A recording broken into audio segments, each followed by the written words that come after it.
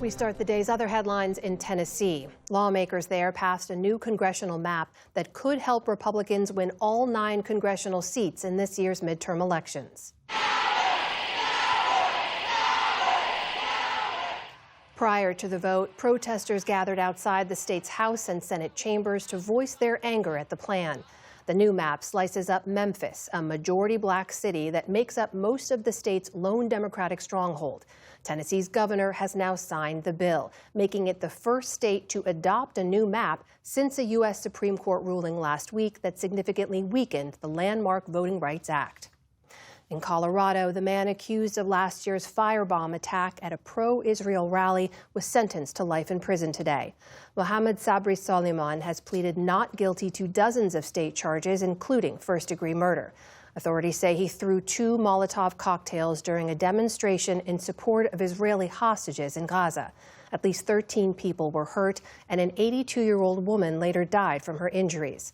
The Egyptian national still faces federal hate crime charges, to which he has pleaded not guilty.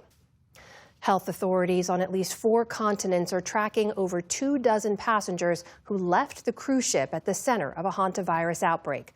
The passengers from at least 12 different countries left the ship 2 weeks after the first passenger died on board.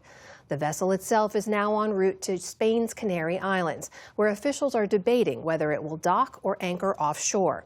Officials at the World Health Organization said today that it's everyone's, quote, moral duty to care for those still on board and acknowledge the efforts of the crew.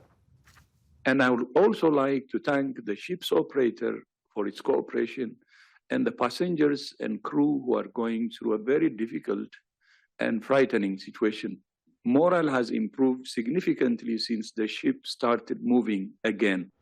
3 passengers have died in the outbreak and several others are sick. But the Netherlands-based operator of the cruise ship says none of those still on board are currently showing signs of symptoms. In Mississippi, local officials say at least 17 people were injured after powerful storms and at least 3 tornadoes tore through the state last night. By sunrise today, the damage was in full view. Most of the injuries happened in this trailer park, about an hour's drive south of the state capital of Jackson. All told, nearly 500 homes were damaged across Mississippi. National weather officials are warning that the region could see even more storms tonight. In Washington, D.C. today, the National Capital Planning Commission held a hearing to consider a White House plan to paint the Eisenhower Executive Office building white. In presenting an alternative vision for the 19th century building, officials argue that it currently, quote, does not align visually with the surrounding architecture. At today's hearing, they said the project is as much about restoration as it is aesthetics. Right now, it's kind of just been a maintaining, but as we can see, that maintaining has kind of resulted in somewhat of a disrepair state. But preservationists and architects have expressed alarm, saying the painting the building's gray granite could damage the stone.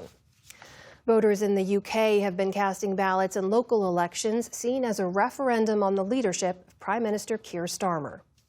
How are you feeling, Prime Minister? After voting earlier today, Starmer declined to speak with reporters. His centre-left Labour Party is facing significant losses, with the Reform UK Party, led by Nigel Farage, and the Green Party expected to make gains. Voters are deciding some 5,000 council seats across England, Scotland, and Wales. A poor showing by Labour would add further pressure on Starmer to step down. Results will start coming in overnight, with most due by tomorrow afternoon. On Wall Street today, stocks pulled back from recent records amid uncertainty over the Iran war. The Dow Jones Industrial Average fell more than 300 points. The Nasdaq ended about 30 points lower. The S&P 500 also closed in negative territory. And a bit of Supreme Court history was made today. Clarence Thomas became the second longest serving justice in U.S. history. He was confirmed in late 1991 following a contentious process that included sexual harassment allegations, which he denied.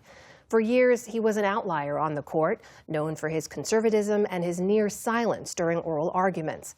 But the 77-year-old is now a towering figure, helping secure rulings on abortion, voting rights, and the Second Amendment. Should he stay on the bench, Thomas will become the longest-serving justice in 2028. That's a record currently held by the late William O. Douglas. Still to come, on the News Hour, proposed changes to FEMA raise questions about the future of disaster response. The ongoing war with Iran escalates the already dire humanitarian situation in Somalia.